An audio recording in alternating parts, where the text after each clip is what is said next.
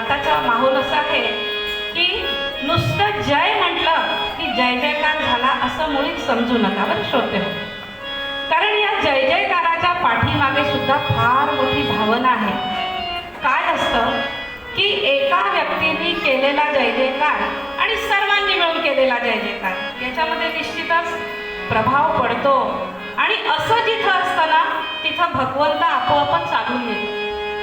नारदांनी पत्ता विचारला भगवंतांना की भगवंता मला पत्र पाठवायचं आहे. भगवंत म्हणाले वापस येईल पत्र. का? भगवंत म्हणतात का?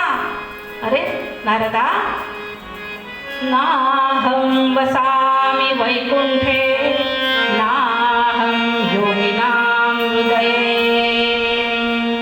मद्भक्ता यत्र गायन्ति तत्र तिष्ठामि नारद. मग भगवंताला जर आपलं गायन ऐकू गेलं पाहिजे त्याच्यासाठी आपला सुद्धा जय जयकार मोठ्याने झाला पाहिजे, आहे की नाही? तुमचा जय जयकार मोठ्याने झाला की त्याला बरोबर ऐकू येणार आणि तो येणार. आणि हा जय जयकार जो करतो ना आपण श्रोते हो, तर हा जय जयकार म्हणजे या सर्व देवांचा या पृथ्वी तलावर विजय हो याच्यासाठी आहे. म्हणून तर भगवंत पुन्हा पुन्हा पुन्हा पुन्हा आपल्या या पृथ्वी तलावरच अवतार घेतात. किती मोठं हे आपलं भाग्य आहे, थोर भाग्य आहे. आणि म्हणून जय जयकाराचा आवाज ठणकावूनच झाला पाहिजे. काय असतं की नवविधा भक्तीमधील सर्वात श्रेष्ठ भक्ती जी आहे ती कीर्तन भक्ती आहे. गादी नारदांचीच आहे, परंतु पुढे संतांनी त्याच्यामध्ये थोडासा बदल केला, तो प्रघात बदलला आणि वारकरी संप्रदायाची परंपरा, वारकरी कीर्तनाची, टाळकरी कीर्तनाची परंपरा आपल्या महाराष्ट्रामध्ये रुजू झाली. कारण काय असेल, श्रोत्यांचा प्रतिसादच नसेल हो. कारण तालब्रह्म, स्वरब्रह्म आणि शब्दब्रह्म one man show, one man शोवर काही गाडी चालली नाही. त्याच्यामुळे नामदेव महाराजांनी तो प्रघातच बदलून टाकला. पण वन मॅन शो जरी असला तरी तो कीर्तन भक्तीचाच एक प्रकार आहे.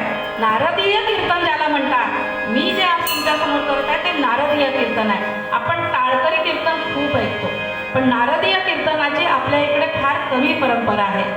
आता म्हटलं की नारदीय कीर्तन आपणच सुरू करावं म्हणून सर्वात पहिल्यांदा गजानन महाराजांनीच मला बोलावलं आणि त्यांनी माझी सेवा करून घेऊन राहिले. ते हाही खूप मोठा माझ्यासाठी भाग्याची गोष्ट आहे. तर हा जो जय जयकार आहे, हा जो जय जयकार हा अगदी ठणकावून झाला पाहिजे. म्हणजे भगवंत तिथे येतोच येतो. आणि काय आहे, आता पंढरीनाथ म्हटलं, तुम्हाला कीर्तनकार विचारतात की पंढरीनाथ तुमचं काम आहे पुढे, महाराज की जय. गोपाल कृष्ण म्हटलं की भगवान की जय, आहे ना? पांडुरंग हरी वासुदेव हरी पुंडलिक वरदा, हे तुमचं काम आहे. हरी विठ्ठल का घरी आतापर्यंत आपण इतके कीर्तन ऐकले, जय जयकार सुद्धा केले, घरी जाऊन कोणाला विचारलं नसेल. लहान मुलांनी, आता तुमची तर काही लहान मुलं नाही आहे, फार मोठी झाली, पण ते जेव्हा लहान होते त्यांनी कीर्तन ऐकले असतील. आई पुंडलिक वरदा नंतर हरी विठ्ठल का म्हणायचं? मुलं विचारतात बरं, काही काही मुलं चौकस असतात आणि असतील सुद्धा. कारण सध्या जालन्याचे प्रणवबुवा जोशी या अतिशय सुकुमार 20-22 वर्षाचा तरुण यांनी सुद्धा 15-16 वर्षापूर्वी घरी विचारलंच असेल. कारण घरामध्ये संपूर्ण अध्यात्माचं वातावरण. त्या मुलाकडे, म्हणजे आता ते आपल्या दृष्टीने महाराज आहे, फार मोठा अधिकारी आहे. अध्यात्माचा अधिकारी जे असतात ना त्यांच्याकडे वय पाहत नसतात. आपण सुद्धा वाकून नमस्कार केला पाहिजे. पण त्या व्यक्तीने विचारलंच असेल, आताही असे मुलं निघतीलच की पांडुरंग हरी पुंडलिक वरदानंतर हरी विठ्ठल का म्हणायचं? 2 मुस्काटा देईन बघ आजकालच्या मुली करतात. मुलांना प्रश्न नाही विचारू देत. काही विचारतो का रे, जा बाबांना विचार. बाबा म्हणतात आईला विचार. दोघांनाही माहीत नसतं, मुलाला कळतं. मुलगा समजून घेतो बरं का, मुलगा फार हुशार असतात, आजकालची लहान मुलं फार हुशार असतात. या दोघांनाच येत नाही तर मला काय येणार आहे, मी काय विचारू यांना. कुठेतरी त्याची जी भूक असते तो कुठेतरी भागविण्याचा प्रयत्न करत असतो. हुशार मुलं त्यांच्या मनामध्ये खूप प्रश्न असतात, ते कुठेतरी विचारतातच.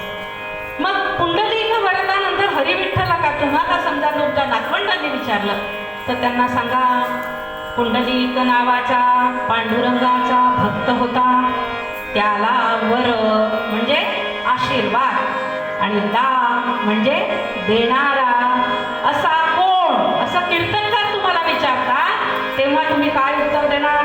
हरी विठ्ठल. या जय जयकाराची मोठी गंमत असते बघा. पार्वती पते हर हर महादेव. कुठे कुठे करतो आपण हा जय जयकार? हा जय जयकार युद्धाला सुद्धा करतात की नाही? गोविंद आपला अफळे बुवांना एका माणसाने प्रश्न विचारला की बुवा, युद्धावर जाताना हा जय जयकार करतो आपण, पार्वती पते हर हर महादेव, हे ठीक आहे म्हणाले, पण जेवणाच्या पंक्तीमध्ये सुद्धा हा जय जयकार आपण का करावा? करतो ना म्हणे, करतो की नाही आपण? जेवणाची पंगत बसली, पार्वती पते हर हर महादेव म्हटल्यानंतर आपण घास घेतो. बुवाने फार सुंदर उत्तर दिलं. बुवा म्हणाले, दोन्हीकडे नियम सारखे, दोन्हीकडे तत्व सारखं. काय?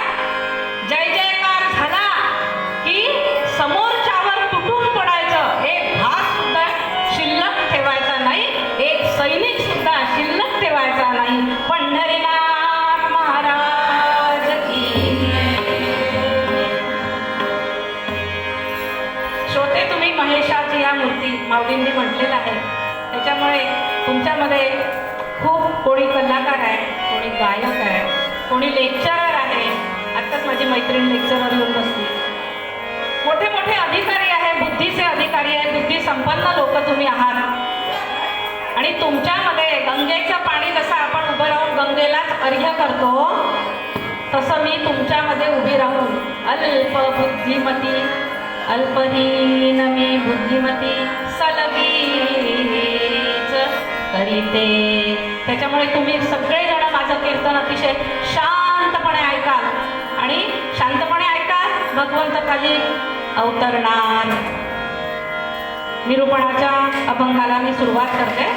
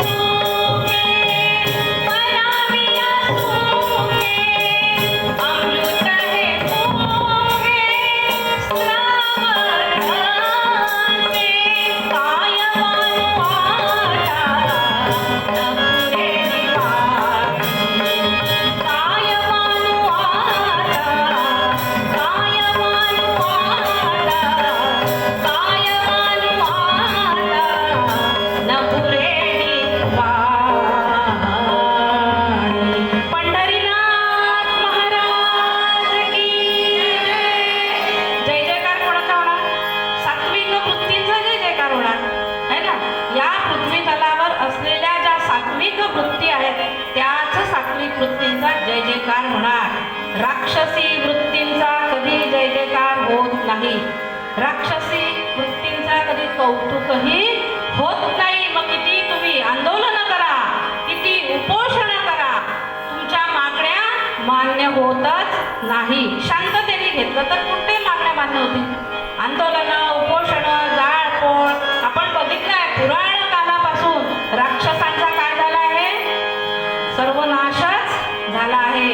त्याच्यामुळे चांगल्या वृत्तीचाच नेहमी जय जयकार होत असतो आणि त्याच वृत्ती पुढे जात असतात. निरूपणासाठी आज अभंग जो घेतला आहे तो आहे संत तुकाराम महाराजांचा. तुकाराम महाराजांनी संतांचं व्यक्तिमत्व अतिशय नम्रपणे आपला पराभव कबूल करून टाकला आहे. संतांचं व्यक्तिमत्व इतकं थोर आहे, इतकं उदात्त आहे की थोरवी गाताना तुकाराम महाराज म्हणतात की माझे शब्द अपुरे पडतात. काय वाणू आता न पुरेली वाणी. माझ्या वाणीला बंधन आहे कारण मी खूप पुढे जाऊ शकत नाही. आणि संतांचं व्यक्तिमत्व एवढं थोर आहे की त्यांना शब्दामध्ये मी बांधून ठेवू शकत नाही. संतांच्या व्यक्तिमत्वाविषयी मी म्हणूनच तुकोबाराय आधीच पराभवाची कबुली देतात आणि मग काय म्हणतात? मस्तक चरणी ठेवी तसे. देवा, माझ्याकडून जर काही चूक झाली असेल ना तर मी आधीच मस्तक तुमच्या चरणी ठेवतो.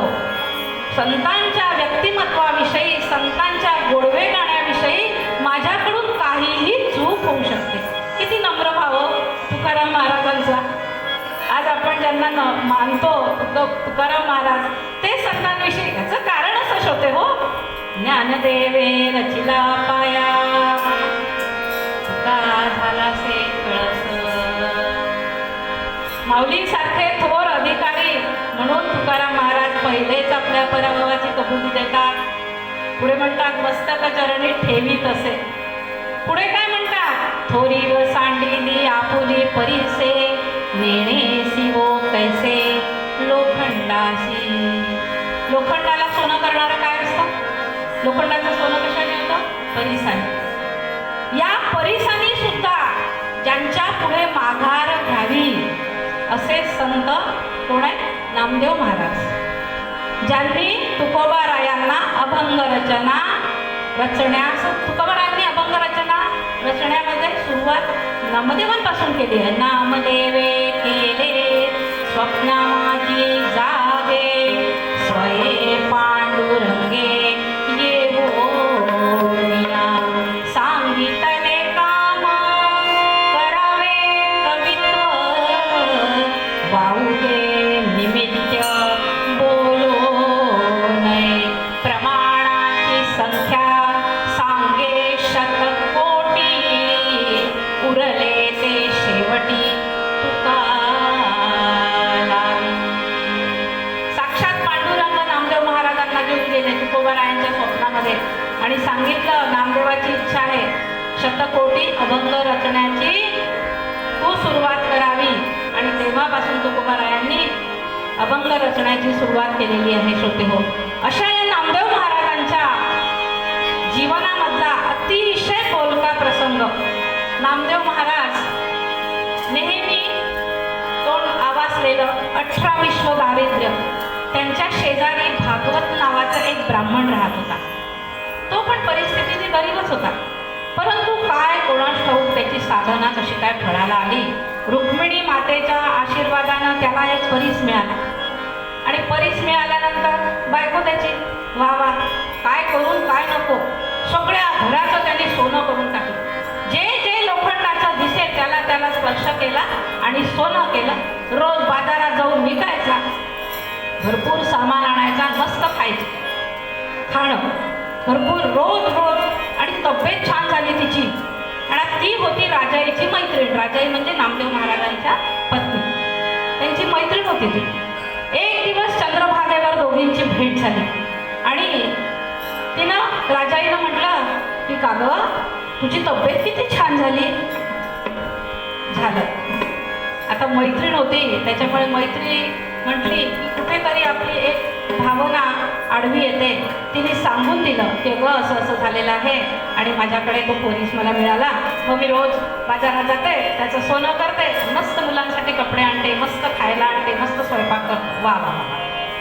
राजाईचं मन इथं दुखत होतं बिचारीचं. ती विचार करत होती, म्हणू का म्हणू का म्हणू का. म्हणूनच टाकलं की अगं तुझा परीस मला 1 दिवसासाठी देते का. मैत्रीण होती. काय केलं तिने, घेतला परीस, तिला दिला आणि तिला सांगितलं, बघ बाई म्हणे 1 दिवसासाठी घे म्हणे, पण म्हणे काम झालं की माझा परीस मला दे बरोबर संध्याकाळी. हो. आधी घरी सगळ्या घरात जे जे लोखंड होतं त्याला त्याला तिने तो स्पर्श केला, सगळं घर पिवळं धम्म करून टाकलं.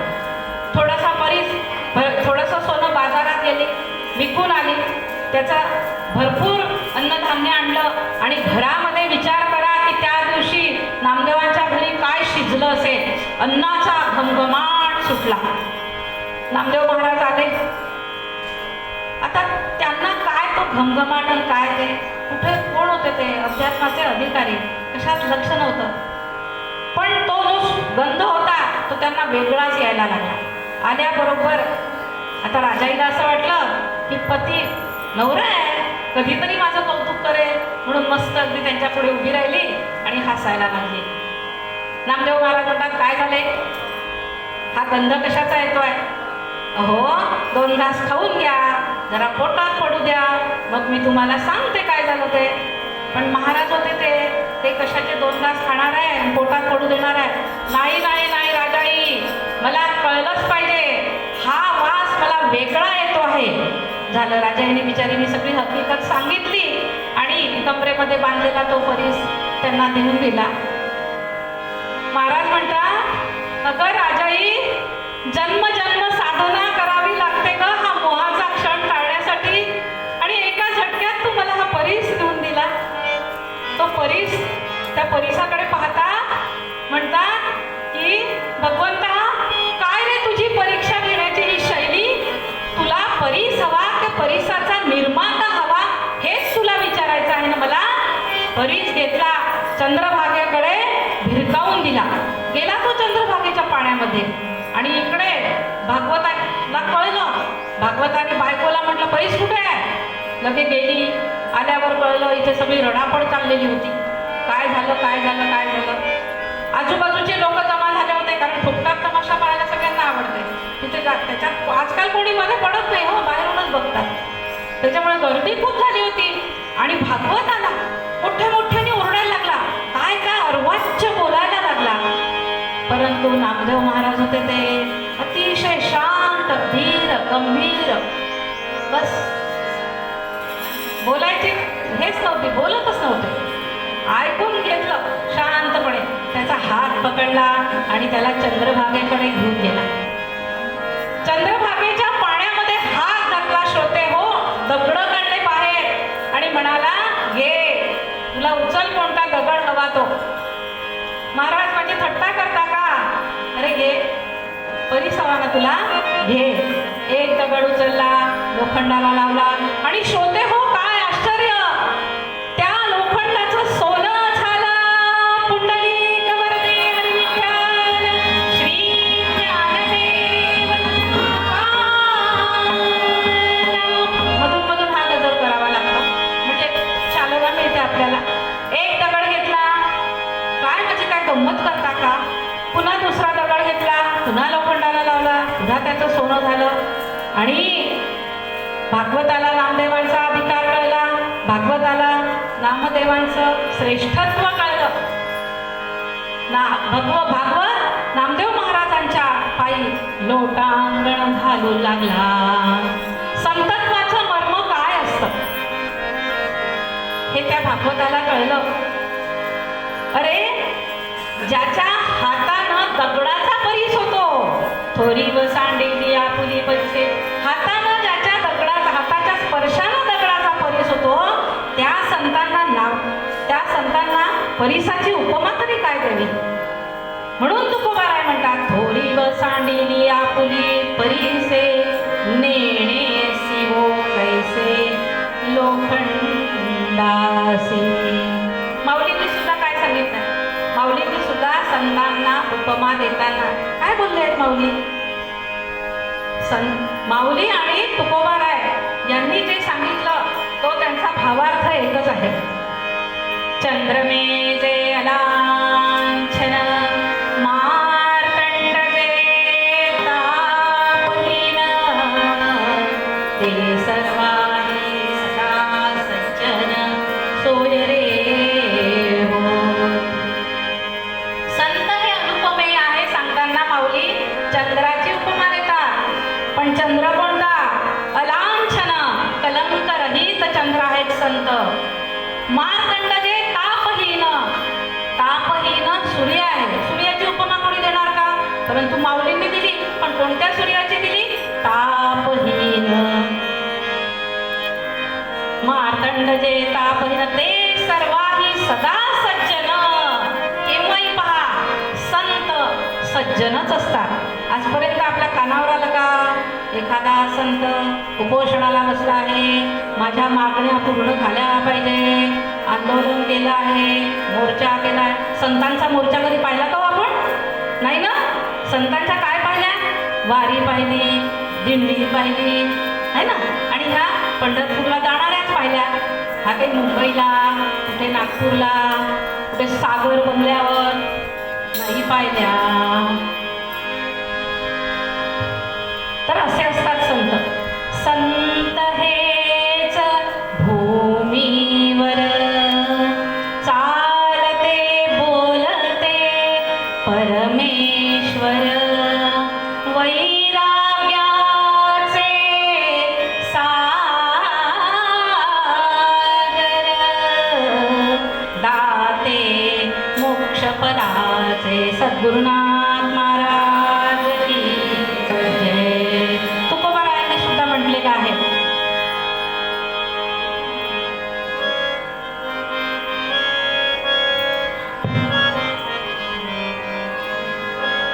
ब्रह्ममूर्ती संत जगी प्रगटले. ब्रह्ममूर्ती संत जगी प्रगटले. उखाराया आले दीन जना. ब्रह्मपदी त्यांचे वंदी पायवाणी.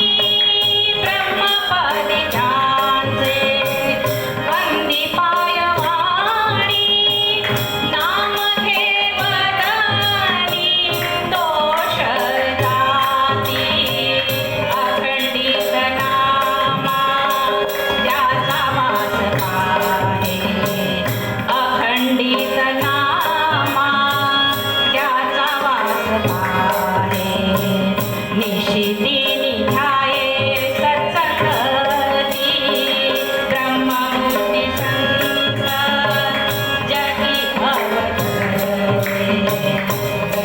राया आले दिन सदा. पांडुरंग पांडुरंग पांडुरंग पांडुरंग पांडुरंग पांडुरंग पांडुरंग पांडुरंग. संत संत या शब्दाच्या पाठीमागची संकल्पना सुद्धा मोठी विलक्षण आहे बरं का श्रोतेहो. संत म्हणजे काय? संत हा शब्द संस्कृत मधला आहे. संस्कृतमध्ये अस म्हणजे असणे किंवा होणे असा धातू आहे संस्कृतमध्ये. आणि त्याच्यापासून संत हा शब्द तयार झालेला आहे. आता मराठीमध्ये काय आहे? आपण संत आणि संत एकवचन संत, बहुवचनात सुद्धा आपण संतच वापरतो. अनेक संत जमा झाले पंढरी क्षेत्री. आणि हे संत आहे. गजानन महाराज संत आहे. ज्ञानोबा माऊली संत आहे. म्हणजे एकवचन आणि बहुवचनामध्ये सुद्धा आपण संत हा शब्द वापरतो. राजा भर्तृहरीने सुद्धा संतांची व्याख्या सामाजिक आणि आध्यात्मिक दोन्ही अंगाने कशी केली आहे? संत स्वयं परहिते विहिता वियोग. परहित आणि जनाचं कल्याण करण्यासाठी हे संत या पृथ्वी तलावर येतात. समर्थांनी म्हटलेलं आहे, संत संग धरी धन्य तो श्रीहरी बोलिले श्रीहरी भागवत संत संगे ब्रह्मपद ओळखावे विवेकी पावावे निरंजन संतांचा हा संग लिहवी अभंग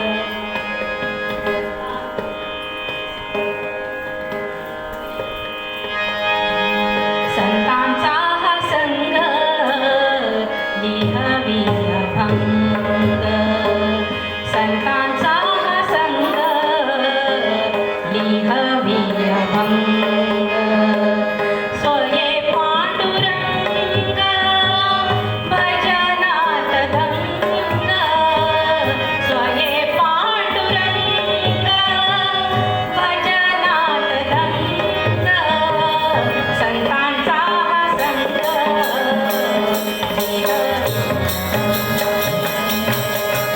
संतांचा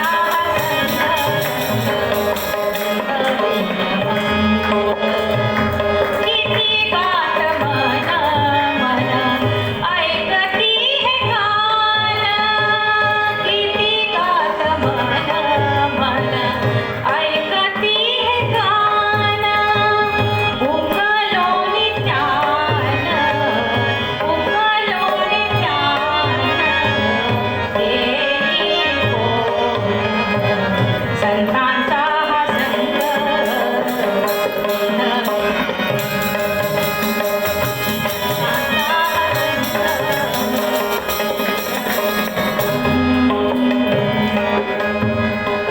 आणि या सर्व मुद्द्यांचा परामर्श घेऊन तुकोबाराय म्हणतात जगाच्या कल्याणा संतांच्या विभूती देह कष्टवीती परोपकारे भागवतामध्ये श्रीकृष्णांनी सुद्धा काय सांगितलेलं आहे अद्वेष्टा सर्वभूतानां मैत्र करुण एव च निर्ममो निरहंकार समदुःख सुख क्षमी गोपाल कृष्ण भगवान की संत हे भगवंताचं दुसरं रूप आहे संत हे भगवंत रूपच असतात गोस्वामी तुलसीदास आपल्या शिष्यांना घेऊन निघाले जाताना चित्रकूटावरून गेले आणि प्रभू रामचंद्रांचे दर्शन घेतले आणि प्रभू रामचंद्र म्हणाले तुलसी परखो जगमे द्वाल बाल पाल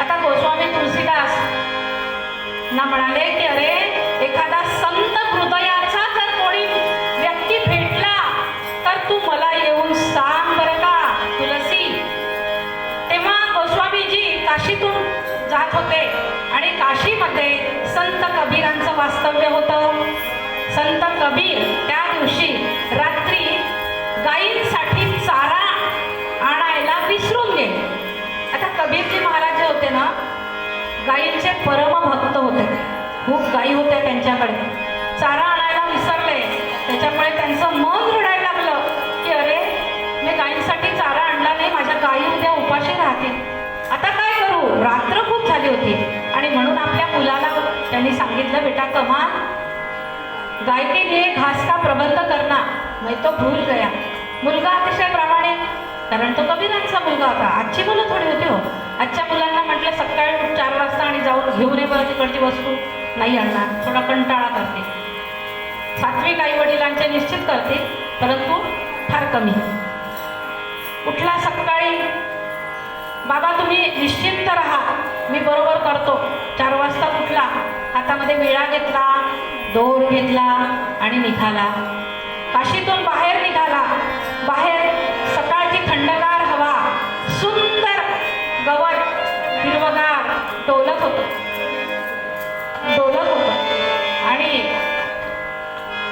त्या गवतावर दवबिंदू पडलेले होते संत हृदयाचा कमाल त्यांनी त्या दवबिंदूंकडे पाहिलं आणि त्याला वाटलं की अरे माझ्या हातातला हा विळा आणि हा दोर पाहूनच हे गवत जणू रडत आहे हे दवबिंदू म्हणजे त्यांचे दुःखाश्रू आहेत अतिशय व्याकुळ झाला आणि हातातला विळा आणि तो दोर खाली पडला आणि त्या गवताला धरून कवटाळून रडू लागला, हे काय केलं मी, हे काय केलं. तेवढ्यामध्ये गोस्वामीजी काशीच्या बाहेर आले आणि समोर पाहतो तर हा मुलगा त्या गवताला कवटाळून रडत होता. गोस्वामी त्याच्या जवळ गेले आणि त्याला त्यांनी विचारलं, बेटा क्या हुआ, क्यों रो रहे हो.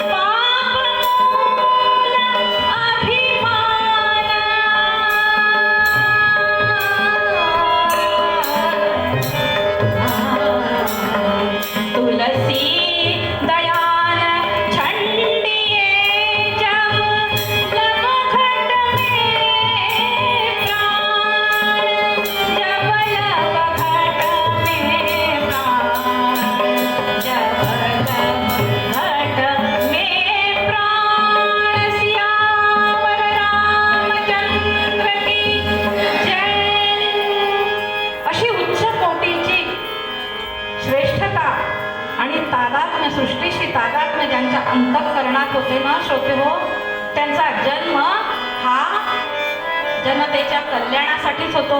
आणि आख्यानामध्ये आज ज्यांचा प्रगट दिन आहे असे संत गजानन महाराज सुद्धा आपल्या या पृथ्वी तलावर जनतेच्या कल्याणासाठीच त्यांनी अवतार घेतला आहे.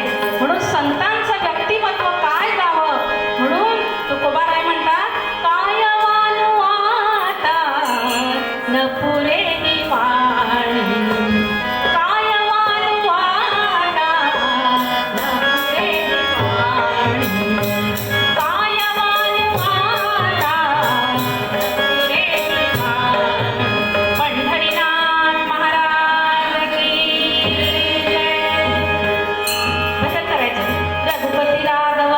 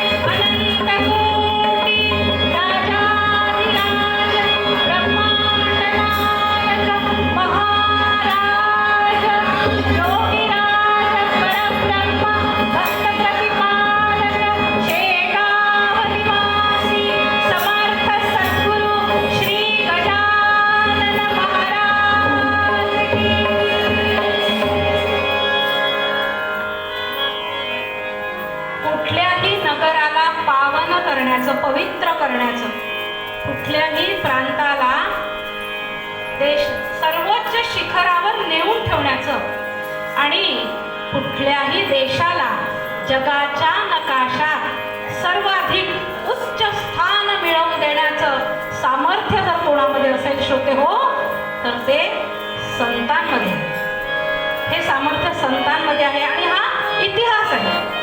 म्हणूनच वारंवार या परमात्म्याला या भूमीवर सतत जन्म घ्यावा लागतो.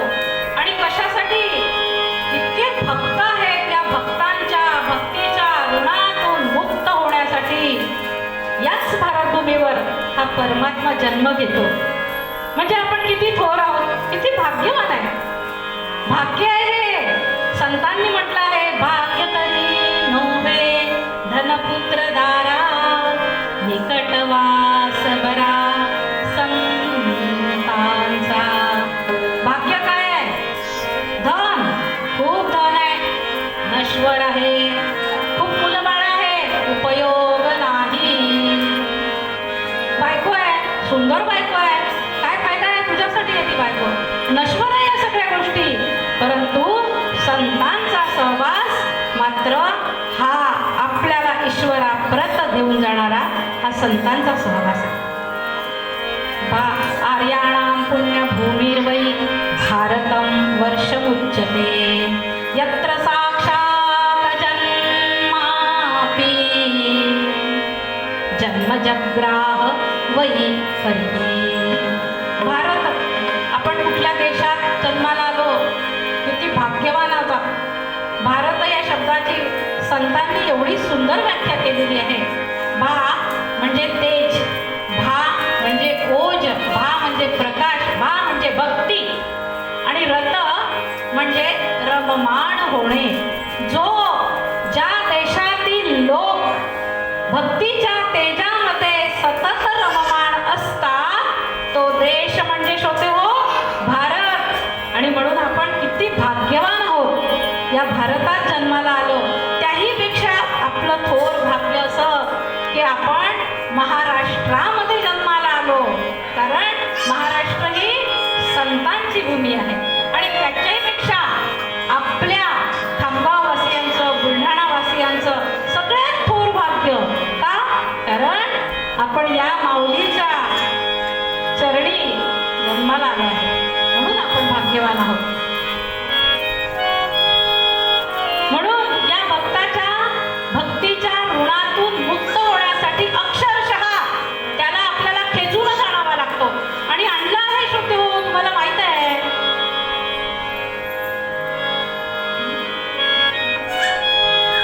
वैकुंठीचा देव आणिला भूतळा. कोणी आणला? वैकुंठीचा देव आणिला भूतळा. वैकुंठीचा देव आणिला भूतळा. धन्य तो आगळा, धन्य तो आगळा, धन्य तो आगळा पुंडलिका. वैकुंठीचा देव आणिला भूतळा.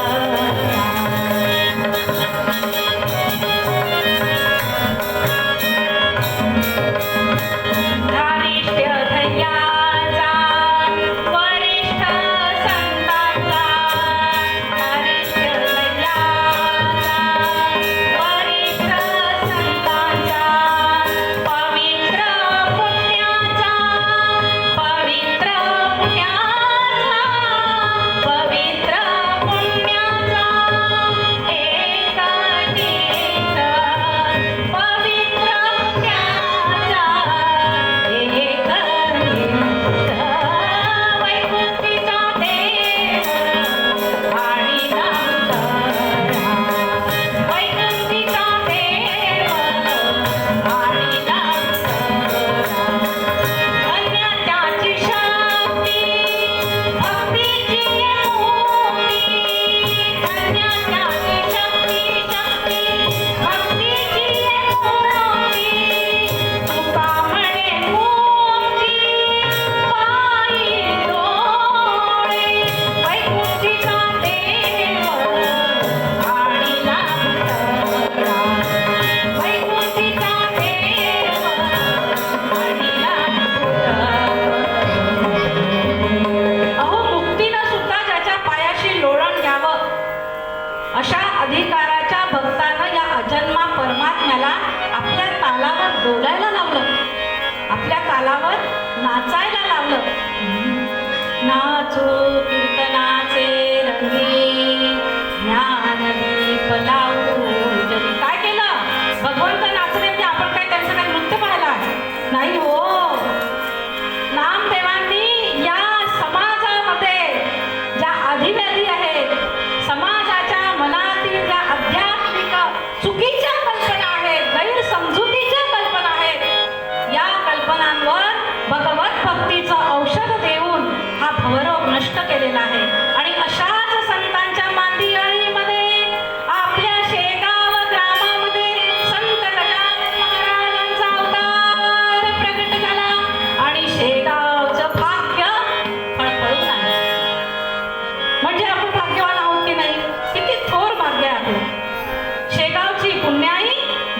संपदाची उपासना आणि वऱ्हाड प्रांताची साधना ही चक्क महाराजांना खेचून आणलं आहे.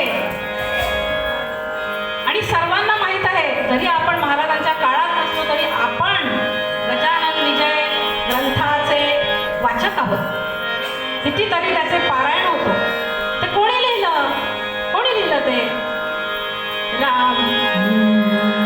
रामचंद्र पाटलांनी केली माझी विनवणी, पंढरी क्षेत्री जाऊनी कार्तिकीच्या वारीला, माझ्या मनी हेत होता, दासगडू महाराज सांगतात, माझ्या मनी हेत होता गावे गजानन चरिता, परी त्याची तत्वता संगत नाही लागली, त्या माझ्या योजनेची पूर्तता करण्यासाठी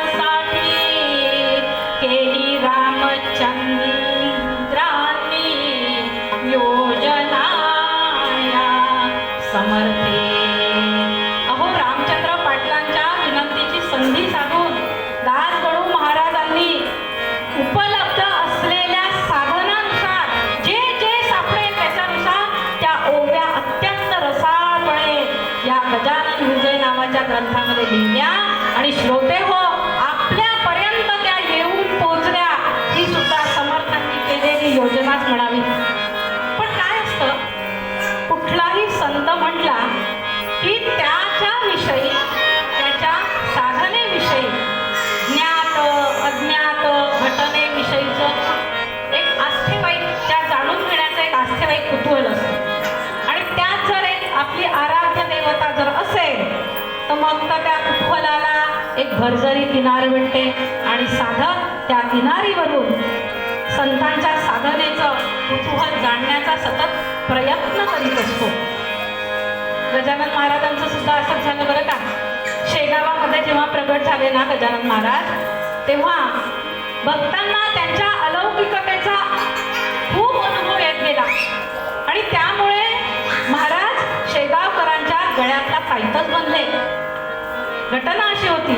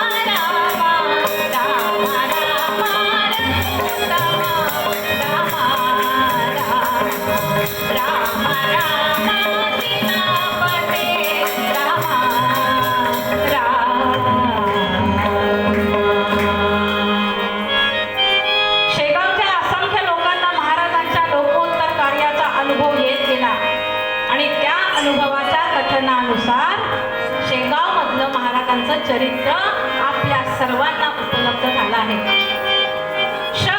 1805 इसवी सन 1878 माध्यान्ह दुपारचं ऊन रणरणीत टळटळीत आणि हे ऊन शेगावकरांच्या सुवर्णाचा भाग्याचा कलश घेऊन आलेली आहे. सर्वांना माहित आहे शेगाव गाव कसं आहे, त्याच्यामुळे शेगाव गावाचं वर्णन मला करण्याची गरज नाही. परंतु तेव्हा अतिशय सामान्य गाव आणि अशा या सामान्य गावाला असामान्य करण्यासाठी महाराजांनी आपली कर्मभूमी म्हणून शेगाव गावाचीच निवड केली. शेगावात प्रसंग सर्वांना माहीत आहे.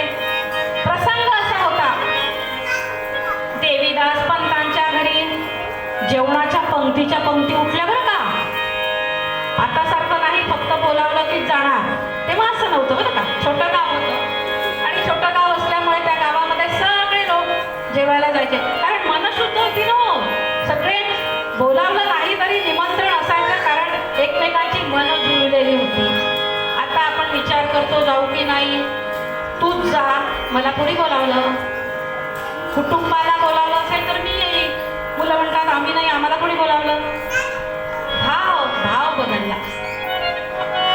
ऋतुशांती होती देवीदास पंतांच्या घरी आणि ऋतुशांतीचे जेवणाच्या जेवण पंक्तीच्या पंक्ती उठायला लागल्या. आता सारखं नव्हतं तिथे कचरा कुंड्या, बरं का. कचरा कुंड्या नव्हत्या आणि प्रदूषण पण नव्हतं. प्रदूषण असतं ना कचरा कुंड्या, कारण मनच शुद्ध होती.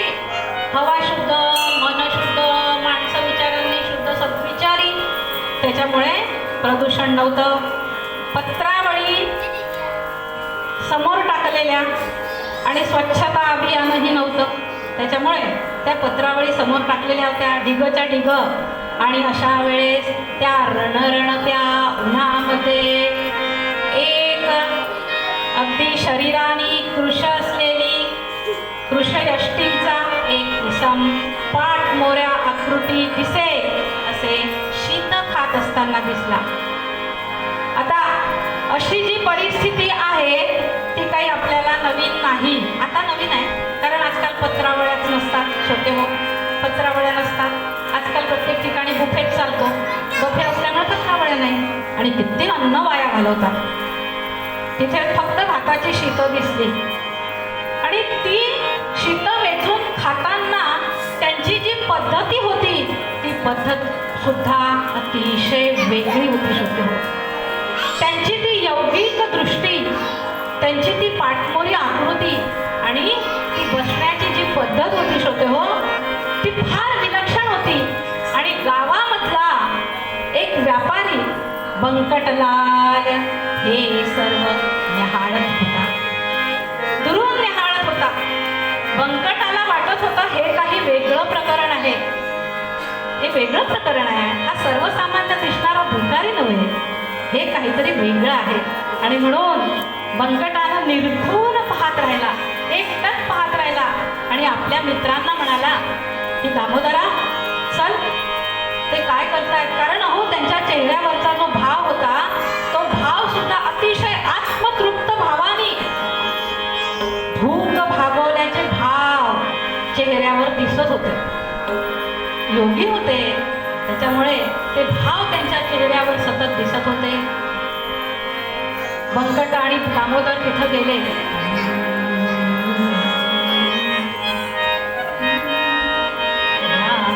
पत्रावळीच्या शोधना विचारलं बंकटाने. या पत्रावळीच्या शोधना का हो करिता कळेना. क्षुधा असेल आपणा तरतूद करीतो अन्नाची. विचारलं. महाराज अगदी खाली आपल्याच निजानंदामध्ये तल्लीन होऊन शीत वेचून खात होते आणि असं बंकटानं विचारतात. महाराजांनी आपली नजर वर केली आणि वर केली. श्रोते हो, काय सांगता, बंकटाच्या नजरेला नजर गेली आणि बंकट तिथंच गायब झाला. विसरून गेला, देहभान विसरून गेला बंकट. त्याला काही कळेना, काय करावं सुचेना. कोणाला सांगू, काय सांगू, कसं सांगू. कारण देहदृष्टी भारावून गेला होता, देहभान हरवून गेला होता. कशी अवस्था झाली त्याची.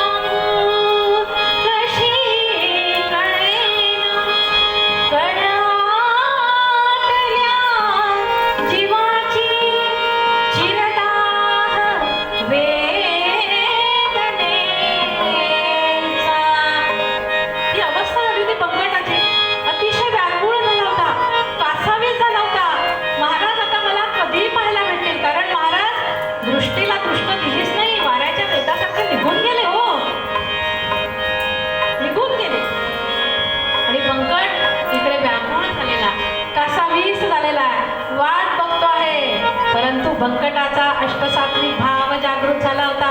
त्याची साधना आता पूर्ण झाली होती, पूर्ण व्हायला आली होती. कारण शेगावमध्ये 3 दिवसाचा कीर्तन महोत्सव होता. 27/2/1878 विजया एकादशीचं कीर्तन होतं. टाकळीच्या गोविंद बुवांचं कीर्तन म्हणजे शेगावकरांसाठी अत्यंत महत्त्वाचं. पर्वणी असायची आणि तेव्हा काय कीर्तना व्यतिरिक्त दुसरं माध्यमच नव्हतं. त्याच्यामुळे बंकटाने विचार केला, मी आता महाराजांशिवाय राहू शकत नाही. महाराज कधी येतील? व्याकुळ झालेला, कासावीस झालेला कीर्तनामध्ये जाऊन बसला. सोबत पितांबर शिंपी होता. पितांबराला म्हणाला, पितांबरा अरे चल, मला असा असा अनुभव आलेला आहे, असा असा साधू पुरुष आहे, योगी पुरुष आहे, आपण त्यांना जाऊन भेटूया. दिसतील तरी, कीर्तन ऐकू, कीर्तनातून तरी काहीतरी आपल्याला मिळेल रे. चल पितांबरा. पितांबर सुद्धा तेवढाच भाऊ, त्याच्यासारखा बंकटासारखा येऊन राहिले. मंदिराच्या पायऱ्या चढू लागले आणि तेवढ्याच समोरच्या कट्ट्यावर महाराजांची निजानंदा तल्लीन झालेली एक मूर्ती त्यांनी पाहिली. आणि मग काय, मग कशाचे कीर्तन गेले उभयता धावून. कशाचं कीर्तन आणि कशाचं काय होते हो, गेले. महाराजांचे पाय धरले, खूप आनंद झाला. महाराज महाराज महाराज, मी तुम्हाला आता सोडणार नाही, आता मी सोडणार नाही. महाराज त्या दिवशी देहभानावर होते, जागृत होतं. त्यामुळे महाराजांनी सांगितलं, अरे कशाला आला आहेस? कीर्तन ऐकायला आला, जा कीर्तन ऐक. आणि ते झालं की मग माझ्याशी आपण येऊन भेट, आपण बोलू. झालं, आता महाराजांचीच आज्ञा मिळाली. गेले दोघेही कीर्तनात जाऊन बसले. इकडे कीर्तनकार बुवांनी मंगलाचरण आटोपलं आणि निरूपणाच्या अभंगाला सुरुवात करण्यापूर्वी एक सूत्रश्लोक म्हणायचा असतो. तो सूत्रश्लोक हंसगीतेमधील 11व्या अध्यायातील हंसगीता, त्याच्यामधला हा सूत्रश्लोक आहे. अध्यात्मांतरं बाहो अनावृत्त सर्वदेहिनां सर्वदेहिनां अहमात्मा. इथपर्यंत आले कीर्तनकार बुवा. आणि बाहेरून एक घनगंभीर आवाज कीर्तनकार बुवांच्या कानावर पडला. यथा भूतानि भूतेषु अनावृत सर्वदेहिनां. सद्गुरुनाथ महाराज की. कीर्तनकार बुवा एकदम अचंबितच झाले, कारण इतका घनगंभीर आवाज, एवढा व्युत्पन्न उच्चार, बोलण्याची शैली तरी कशी श्रोते हो, जणू काही भगवंत उद्धवाला उपदेश करत आहेत अशा पद्धतीचा अनुभव. असा अनुभव आजपर्यंत कीर्तनकार बुवांना कधीही आला नव्हता. आणि कसं काय येणार? तेव्हाच्या काळामध्ये ग्रंथ असे घरोघरी गेलेले नव्हते है ना, आणि व्यासंग सुद्धा वाढला नव्हता. त्यामुळे असा अनुभव येण्याची शक्यता फार कमी होती. बुवा अगदी अचंबित झाले, रोमांचित झाले. आणि बाहेर येऊन पाहतो तो काय, एक आपल्याच आनंदामध्ये तल्लीन झालेली एक विदेही मूर्ती बुवांच्या नजरेस पडली. बुवा म्हणाले, चला आज माझा योग, माझी कीर्तन सेवेची फलश्रुती जाण्याची वेळ येऊन ठेपली आहे. माझ्या आयुष्याची ही सांगता असावी कदाचित. चला माझं कीर्तन ऐकायला. महाराजांनी आशीर्वाद दिला. नाही गेले. अहो असा श्रोता 10,000च्या पेक्षाही मोठा असतो. 10,000च्या बरोबरीचा म्हटला तरी चालेल, म्हटलेच आहे. वक्ता दशसहस्रेषु श्रोता भवति वाक्. श्रोता असणं फार महत्वाचं आहे. वक्ता काय, आपलं जे जे ठरवलेलं आहे ते ते बोलणारच, परंतु श्रोत्याने सुद्धा श्रोत्याची भावना सुद्धा लक्षात घेतली पाहिजे. आणि म्हणून माऊली म्हणतात, श्रोते तुम्ही जगदीश मूर्ती. श्रोत्याची उदात्त भावना लक्षात घेतली पाहिजे. कीर्तनकार बुवांनी आग्रह केला, परंतु महाराज काय म्हणाले, अरे आताच तर तू बोलला की विश्वात्मा आत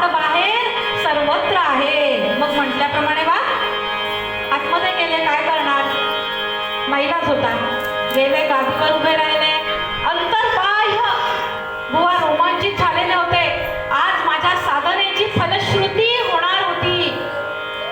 आणि त्या दिवशी गादीवर उभे राहिले. विषय होता विजया एकादशीचा. श्रोते हो, त्या दिवशी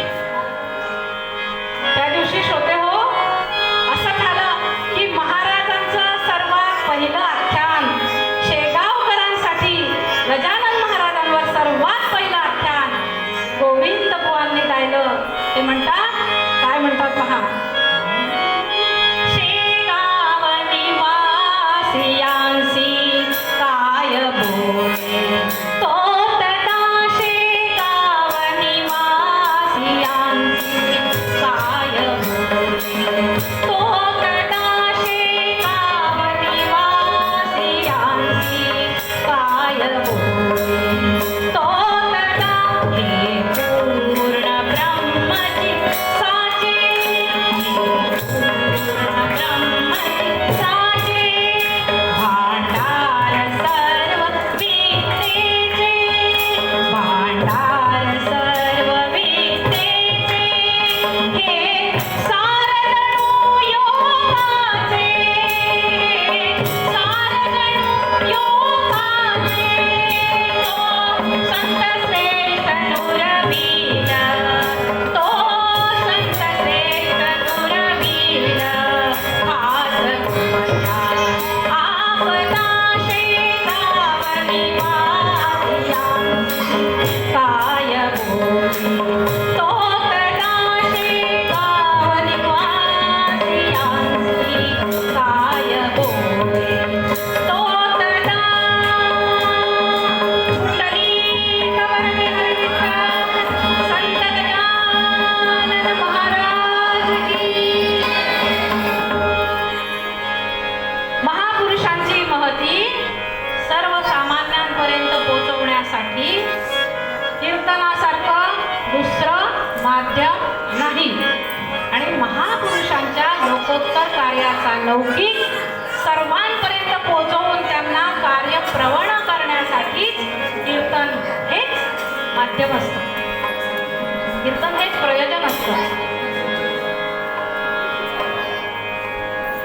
बंकटाला आता झालं महाराज कधी येतात, पण अजून 2 दिवस बंकटाला वाट पाहावी लागणार होती. तिसरे दिवशी शेगावच्या माणिक चौकामध्ये बंकटांचा आणि महाराजांची भेट होणार होती. महाराज शेगावच्या माणिक चौकामध्ये आले आणि आता बंकटांनी विचार केला की आता महाराजांना कुठे ठेवू कुठे नको हा प्रश्नच करायचा नाही. गाडीवर घेतलं आणि घरी गेले. आणि तेव्हापासून महाराजांचा निवास 1 मार्च 1878 या दिवसापासून महाराज बंकटाच्या घरी राहू लागले. पण काय असतं श्रोते हो, शेगावमध्ये महाराज प्रगट होण्यापूर्वी सुद्धा महाराजांचं चरित्र अतिशय अलौकिक होतं. आणि याचा दाखला स्वतः महाराजांच्या अनुभवातून आलाय. महाराजांनी सांगितलं आहे. हे सुद्धा आपलं फार मोठं भाग्य आहे. कोणताही संत म्हटला की त्याला साधक आणि सिद्ध या दोन्ही अवस्थातून जावं लागतं. साधकावस्था टाळून कोणालाही संत होता येत नाही. कारण ईश्वराकडून मिळालेली जी नैसर्गिक देणगी आहे त्या देणगीला ईश्वराप्रत कसं पोचवायचं याची कला हे संत आपल्या साधनेतून सर्वसामान्यांना शिकवित असतात. आणि तसंच झालं. दासगणू महाराजांच्या कथनानुसार दासगणू महाराज म्हणतात, पहा आता लक्षात घ्या थोडंसं महाराजांच्या पूर्वीचा जो आहे प्रगट होण्यापूर्वीचा. कोणी कोणी म्हणती जन श्री समर्थांचे कारस्थान, ते त्या सज्जनगणाहून या देशी आले हो. दासगणू महाराज म्हणतात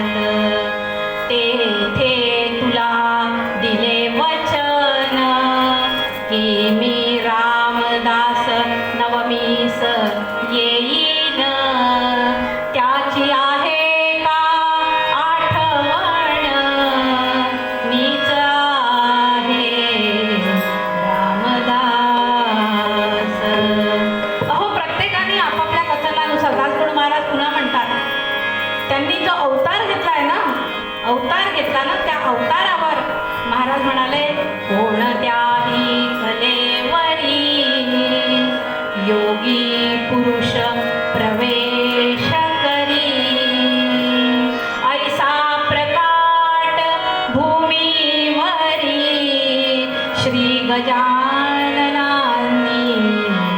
केलासे. शक्यता वर्तवता येत नाही, हे समजून घेतलं पाहिजे आपण की जन्मतःच अष्टसिद्धी प्राप्त झालेली होती आणि जीवदशा प्राप्त झाल्यानंतर मनुष्य रूपात येण्यासाठी, ते मनुष्य रूपाचे नियम पाळण्यासाठी देवत्व बाजूला ठेवून मनुष्य मर्यादांचं उल्लंघन केलं नाही. बरोबर आहे ना, रामकृष्ण अवतार जे प्रकट झालेले आहे, आपलं देवत्व बाजूला ठेवलं आणि मनुष्य नियमांचं पालन केलं. त्यामुळे ही शक्यता वर्तवता येते. पुढे असं झालं की महाराजांच्या चिंतनाची परिपक्वता लाभताच महाराज अक्कलकोटला गेले. तिथे स्वामी समर्थांच्या आश्रयाला राहिले. स्वामी समर्थांच्या आदेशानुसार महाराज गोदावरीला पंचवटी येथे साधना करू लागले, तपश्चर्या करू लागले. आणि श्रोते हो, गोदावरीच्या तीरावर घडलेल्या आध्यात्मिक इतिहासाच्या क्षणांची एक दिव्य नोंद त्या गोदावरीच्या तीरी घडलेली आहे. कारण गोदावरी आणि पंचवटी इतकी पवित्र ठिकाणं आहे की भक्तांच्या जीवनातील अनेक आध्यात्मिक क्षणांचा इतिहास त्या गोदावरीच्या तीरावर घडलेला आहे. विलक्षण इतिहास, परिवर्तन अनेक भक्तांचं त्या गोदावरीवर झालेलं आहे. तिथे साधना करणाऱ्या महाराजांची सुद्धा अशीच घटना घडली आहे. रामभक्तीचा, महाराजांच्या रामभक्तीचा अलौकिक प्रत्यय घडवून देणारी एक महान घटना या गोदावरीच्या तीरावर नाशिकच्या लोकांनी बघितली आहे, अनुभवली आहे. प्रसंग असा होता, दुपारची माध्यान्हाची वेळ होती, ऊन तापलेलं होतं आणि साधना सुरू करण्यापूर्वी महाराजांनी विचार केला की रामाचं दर्शन घ्यावं. आणि म्हणून पंचवटीला रामाच्या मंदिराजवळ महाराज उभे राहिले. दुपारची वेळ होती. मंदिराचा पुजारी, त्याची सगळी वेळ झाली होती, आरती झाली होती, सगळं झालं होतं, त्याची ड्युटी संपली होती. म्हणून आत्ता दरवाजा बंद केला, बाहेरचा दरवाजा बंद करण्यासाठी येऊन उभा राहिला. आता मला सांगा, शाळेची घंटा झाल्यानंतर आपण घरीच जाणार, घरी जाण्याची घाई असते. त्याच वेळेस जर आपल्याला मुख्याध्यापकांनी बोलावलं तर आपण थांबण्याची मानसिकता राहील का? नाही राहणार. तसंच त्याचं झालं.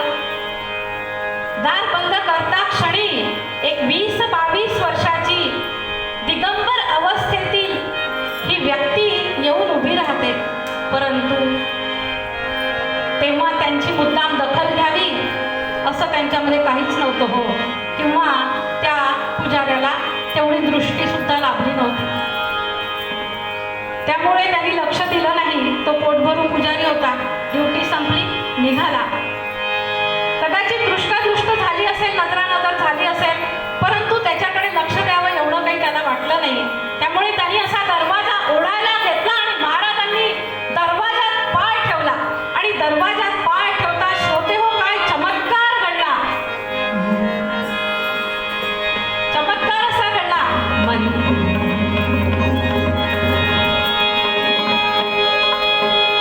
मंदिरामध्ये प्रवेश करिता चमत्कार तो झाला ऐसा. मंदिरामध्ये प्रवेश करिता चमत्कार तो झाला ऐसा. अंड्या झुंबर झुलू लागले, चहू दिशांना तेज पसरले.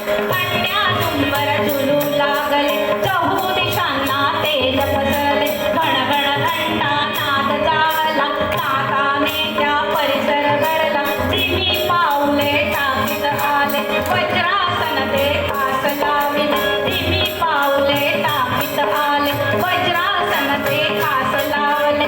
मूर्तीवरती चाचक करुणी, मूर्तीवरती चाचक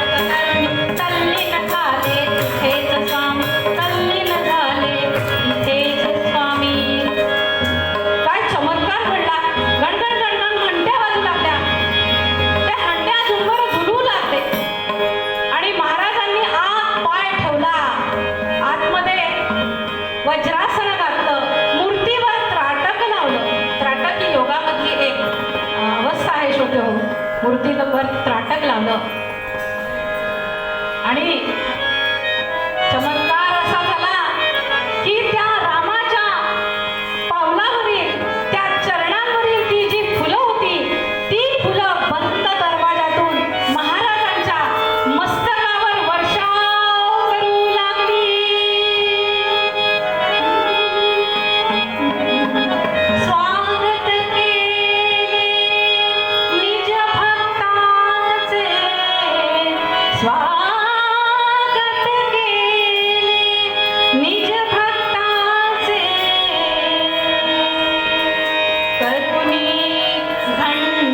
घंटानाद प्रभुने करुणी घंटानाद, प्रभुने करुणी घंटानाद. त्यांची नजर महाराजांच्या समोर टाकली, रामाच्या समोर लावली डोळ्यांची नजर आणि काय आश्चर्य श्रोते हो, गाभाऱ्यातून ज्योत निघाली, गाभाऱ्यातून ज्योत निघाली, गजाननाच्या नेत्री शिर. गाभाऱ्यामधून ती ज्योत आली आणि गजानन महाराजांच्या नेत्री शिरली आणि संपूर्ण शरीराला त्या ज्योतीने भिनवून टाकलं. आणि हा अनुभव घेऊन अनुभवाला घेऊन परते, अनुभवाला घेऊन परते, योगी शेताला करुणे करुणी घंटानाद, प्रभुने करुणी घंटानाद, प्रभुने करुणी घंटानाद. आणि हा रामभक्तीचा प्रवाह श्रोते हो शेगावमध्ये खळखळत राहिला, अखंडपणे खळखळत राहिला. महाराज हयात होते तोपर्यंत रामभक्ती, रामनवमीचा उत्सव तर मोठ्या थाटामाटानं होत होता. परंतु आज सुद्धा महाराज नसताना सुद्धा महाराजांच्या पाठीमागे अनेक भक्त हा रामनवमीचा उत्सव मोठ्या थाटानं करतात. श्रोते हो महाराष्ट्राचं कुलदैवत असलेला आपला पांडुरंग याच्या वारीला आषाढी एकादशीच्या दिवशी पायी जाणारे आणि रामाचा उत्सव साजरा करणारे म्हणजे विठ्ठल भक्ती आणि राम भक्तीचा समन्वय महाराजांच्या चरित्रातून दिसून येतो. गजानन महाराज अशी असते आणि या भक्तीमुळे आपल्याला तुकाराम महाराज म्हणतात आपल्या मनामध्ये जी भक्ती आहे, चुकीची जी भक्ती आहे, चुकीच्या ज्या कल्पना आहे, या कल्पनांचं निराकरण करून सगळ्यांना सदाचाराच्या मार्गाला लावणं म्हणजे भक्ती. मंदिरात जाऊन नुसतं टाळकुटत नाचणं, उडणं, गाणं म्हणजे भक्ती नव्हे. हा जो देह दिलाय ना परमात्म्याने आपल्याला, या देहाचा व्यापार अत्यंत प्रामाणिकपणे करून ईश्वरार्पण, बुद्धी अर्पण त्याला करावी, तरच हा देह आपला पुण्यवान ठरेल. आणि म्हणून तुकाराम महाराज पुन्हा आपली कबुली देतात. काय म्हणतात? कायवानु आता नदींदिरी वाणी, कायवानु आता नपुरे वाणी, कायवानु आता नपुरे वाणी. बोला पुंडलिक वरदे हरी विठ्ठल श्री ज्ञानदेव तुकाराम.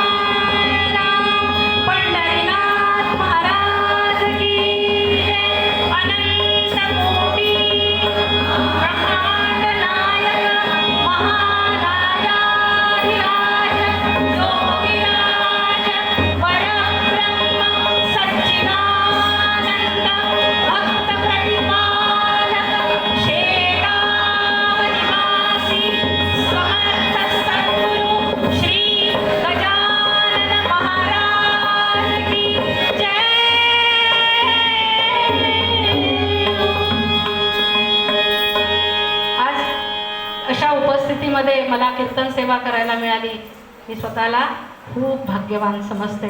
आणि आपल्या नितीन गुरुजींनी जे म्हटलं ते मला नेहमीच आवडेल, की मला सेवा करायला फार आवडते आणि अशी सेवा मी वारंवार करत जाईल. आजची सेवा मी महाराजांच्या चरणी अर्पण करते आणि माझ्या इथे कीर्तन सेवेला विराम देते.